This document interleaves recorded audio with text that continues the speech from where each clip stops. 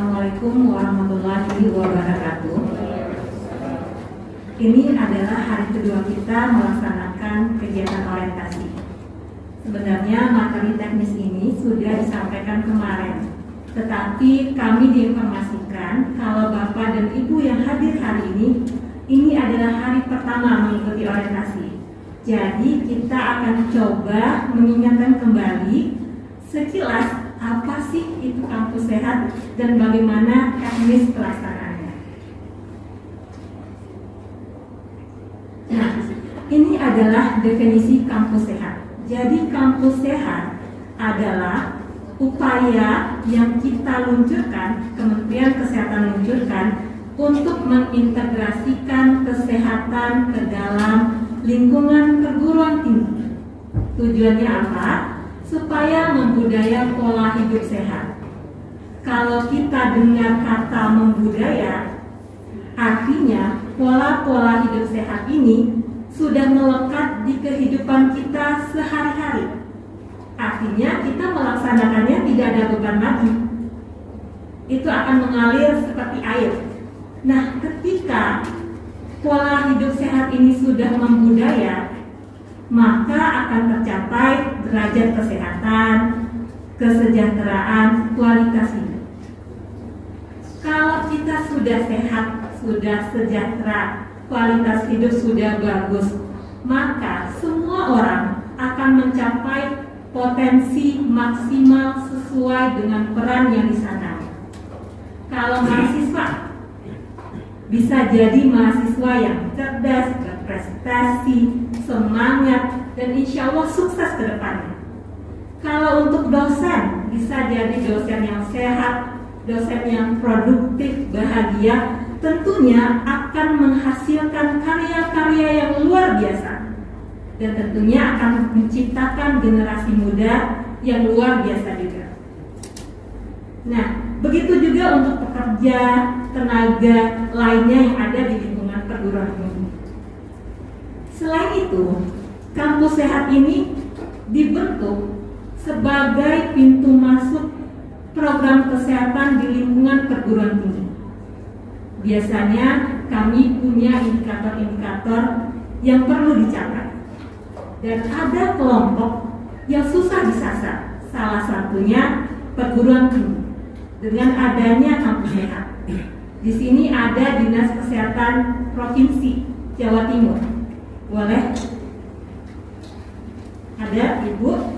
Kemudian ada Dinas Kesehatan Kota Surabaya sama teman-teman dari Puskesmas. Nah, ini bisa dijadikan pintu masuknya nih, kerjasama sama pihak kampus untuk pelaksanaan program-program kesehatan. Sudah ada jalannya melalui kampus sehat. Kalau di sekolah kita punya UKS, kalau di kampus kita punya kampus sehat. Nah, ini adalah ruang lingkup dari kampus sehat. Kita mengenalnya dengan 3 pilar, 6 kegiatan pokok. Untuk mencapai tujuan, terciptanya SDM yang sehat, produktif, dan unggul. Ada 3 pilar nih yang menopangnya supaya ini tercapai, yaitu kebijakan institusi, perubahan perilaku, pelayanan kesehatan. Ketiga pilar ini kita jabarkan melalui 6 kegiatan pokok. Apa itu? Pertama, penyediaan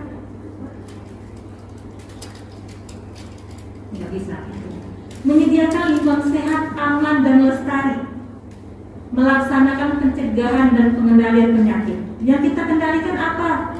Penyakit tidak menular. Penyakit menular termasuk masalah kesehatan jiwa yang tadi telah dipaparkan Pak Bambang.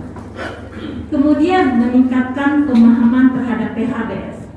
Penerapan pola makan sehat dengan gizi seimbang, peningkatan aktivitas fisik, serta penerapan kawasan zero tolerance. Kita akan bahas satu persatu. Pertama, kebijakan institusi.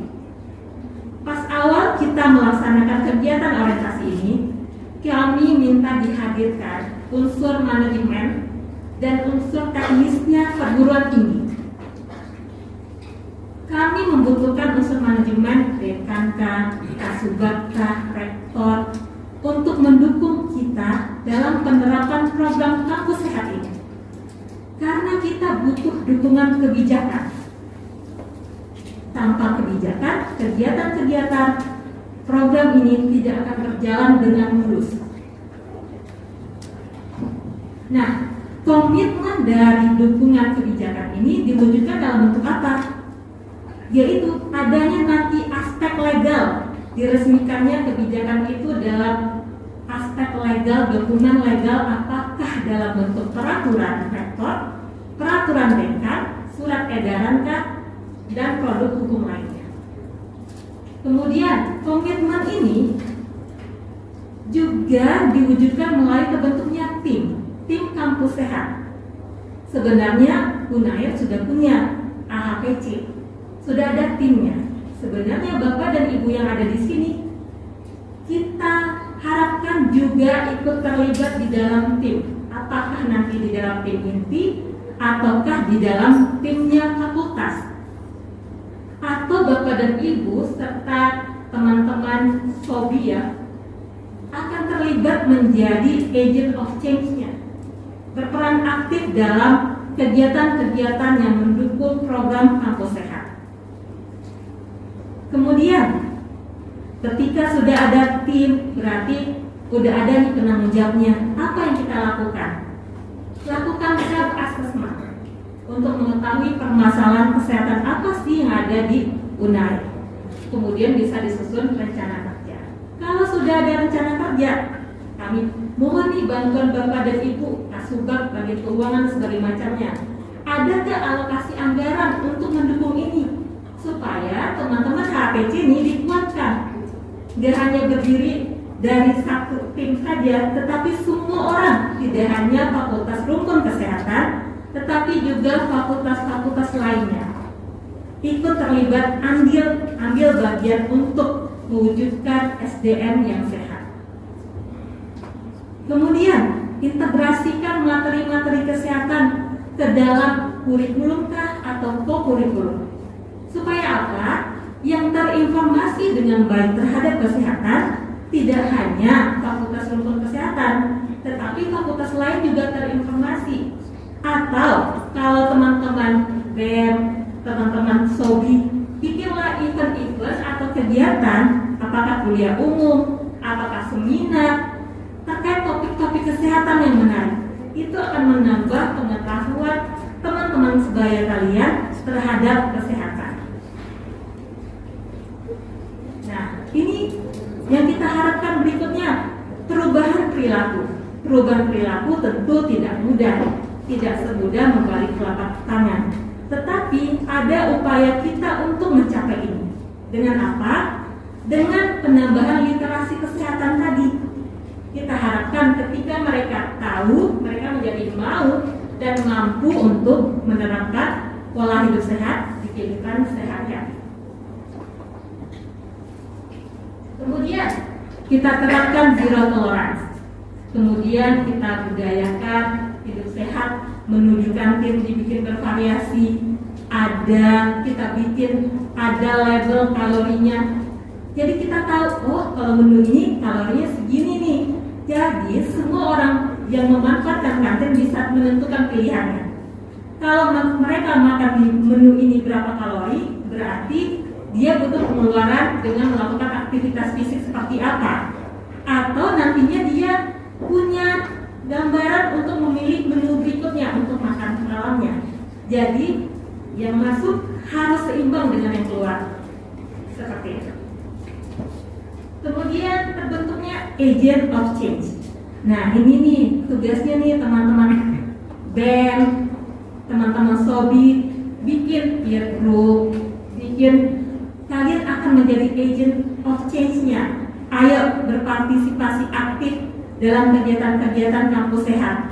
Tanya sama Ibu Widati, ada program apa sih yang bisa kita terlibat, ambil bagian di situ.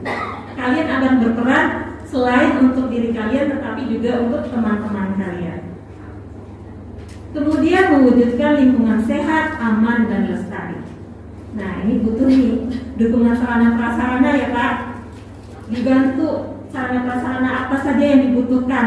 Kalau sudah ada, dibikin lebih baik lagi supaya pemanfaatannya lebih luas. Kemudian pelayanan kesehatan. Pilar ketiga, kampus sehat. Selain upaya promosi, upaya pencegahan, kita berharap ada layanan kesehatan. Salah satunya apa? Dengan deteksi dini penyakit. Karena ada beberapa penyakit yang sebenarnya sangat-sangat bisa dicegah melalui kegiatan deteksi dini. Salah satunya PPM. Atau juga ada deteksi dini untuk TB, HIV, dan tadi masalah kesehatan jiwa. Ada screening awalnya. Jadi kita tahu kondisi kita. Kalau sudah tahu kondisi kita, maka kita tahu apa yang kita harus lakukan dan mendapatkan penanganan lebih lanjut sehingga tidak berlarut nih menjadi penyakit yang benar-benar apakah komplikasi atau benar menjadi penyakit. Di faktor resiko kita intervensi supaya kembali ke kondisi normal. Nah, inilah tahapan penyelenggaraannya. Tetapi dari kami pantau di hari pertama kita diajak kampus tour, kami melihat sudah banyak yang dilakukan oleh teman-teman dari Unair. Ini adalah tahapan pengembangan kampus sehat. Ada persiapan, pelaksanaan, ada monet. Persiapan udah tahu, rektor sangat berkomitmen untuk pengembangan kampus sehat. Seperti dengan tim AHPC melakukan banyak sekali kegiatan. Kemudian yang perlu kita lakukan self assessment.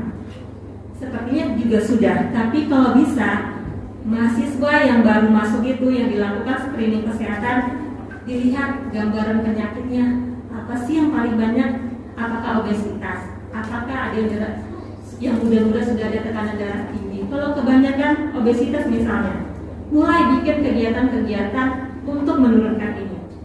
Bikin kegiatan senam bersama, aktivitas fisik bersama. Walaupun Unair udah punya setiap hari Jumat ya Pak, Bu, itu sudah ada kegiatan bersama, senam bersama.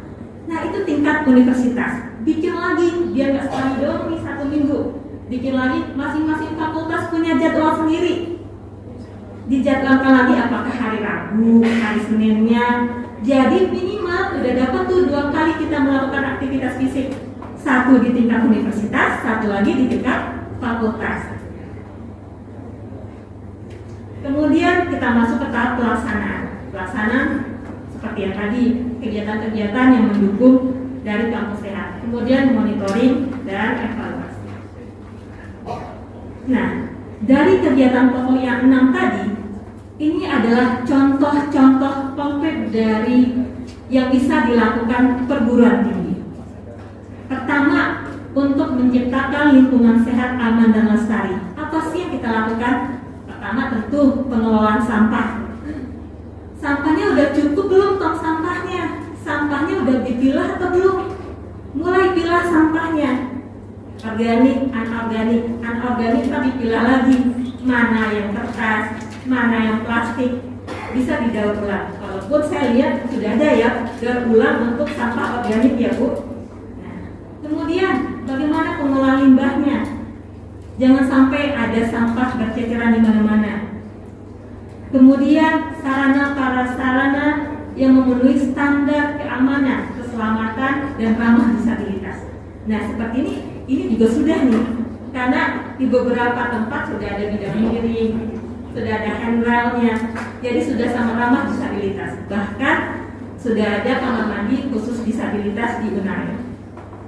Kemudian pencegahan dan pengendalian penyakit. Terlaksananya kegiatan deteksi dini. Kita harapkan terlaksana kegiatan deteksi dini di kampus. Kami sudah memberikan sedikit oleh-oleh dari pusat berupa pos bindukin. Pos bindukin itu digunakan untuk deteksi dini faktor risiko penyakit tidak menular. Nah itu bisa dimanfaatkan. Kami tadinya mengalokasikan 1 di masing-masing fakultas, tapi karena kita cuma bawanya 5 nanti akan menyusul. Deteksi dini penyakit tidak menular ini itu bisa dilakukan di level UKBM atau di level komunitas. Artinya bisa dilakukan oleh awam terlatih. Karena pemeriksaannya tidak terlalu banyak. Untuk menghitung faktor faktor risiko obesitas, IMT, kemudian lingkar perut, tekanan darah, dan gula darah. Kemudian melakukan edukasi, sosialisasi terkait dengan penyakit menular, membentuk peer leader, peer group, memberikan edukasi, konseling. Kemudian hasil dari deteksi dini tadi, kalau ada bermasalah, di sini punya klinik Pratama. Silakan manfaatkan. Yang bermasalah dirujuk ke klinik Pratama untuk mendapatkan pemastian diagnosa atau konseling lebih lanjut. Kemudian peningkatan perilaku hidup bersih dan sehat. Biasa melakukan edukasi, kemudian ngobrol-ngobrol dengan teman sebaya, peer group, untuk saling mendukung pelaksanaan perilaku hidup bersih dan sehat.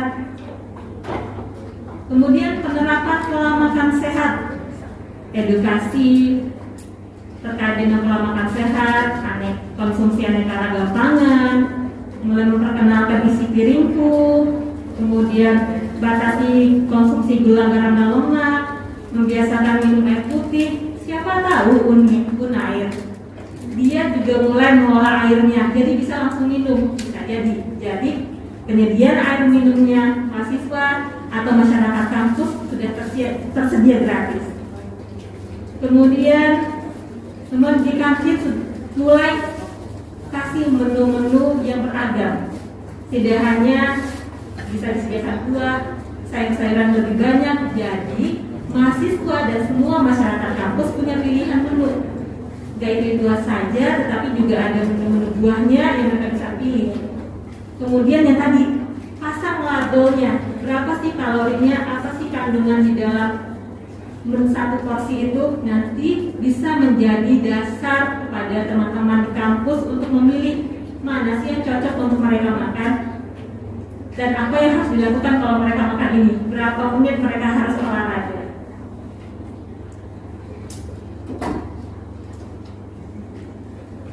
Nah, ini bekerja sama dengan Departemen Gizi memberikan informasi gizi pada menu di kantin. Kemudian peningkatan aktivitas fisik, melakukan edukasi.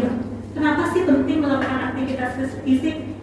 Berikan edukasi, pasang di mading, pasang di website, atau kalau ada radio bikin talk show dan sebagainya macamnya. Kemudian pelaksanaan pengumpulan kebugaran. Nanti untuk materi aktivitas fisik ini satu tadi ada khusus materinya. Nanti akan diajarkan bagaimana menghitung kebugaran. Kemudian pentingnya memasang video peregangan di sela-sela jam pelajaran. Kadang-kadang mahasiswa satu hari numpuk ya Pak pelajarannya, bikin ada video peregangan di sela-sela pergantian jam pelajaran. Jadi mahasiswa juga terbiasa untuk bergerak aktif. Selain mereka bisa memanfaatkan sudah ada ya pedestrian, bisa jalan, sudah ada sarana olahraga, sudah ada banyak fasilitas lainnya, silahkan dimanfaatkan. Yang penting itu adalah membudayanya pola hidup aktif. Kemudian yang tadi melakukan kegiatan aktivitas fisik bersama yang terjadwal dan penerapan zero tolerance. Yang perlu ada, yang menjadi fokus kita adalah kawasan tanpa rokok, kemudian bebas alkohol, bebas nakza, bebas perjudian, bebas bullying, bebas pelanggaran berkendara. Nah, ini kita harapkan tidak hanya sekedar ada sign-nya, kita harapkan ada kebijakan resminya dari pihak perguruan tinggi.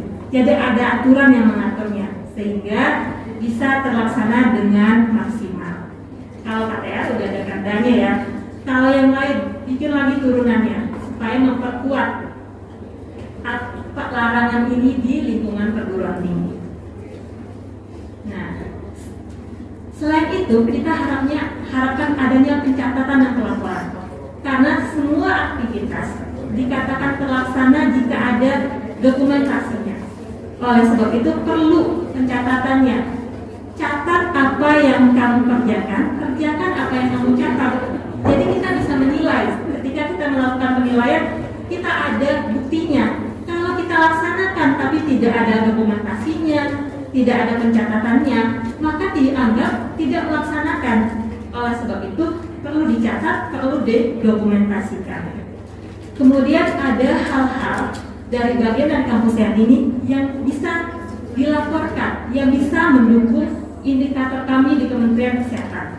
Mungkin ibu-ibu dari puskesmas bisa bekerja sama melaksanakan deteksi dini di UNAID, kemudian datanya harus masuk, jadi mendongkrak untuk capaian kinerja kita.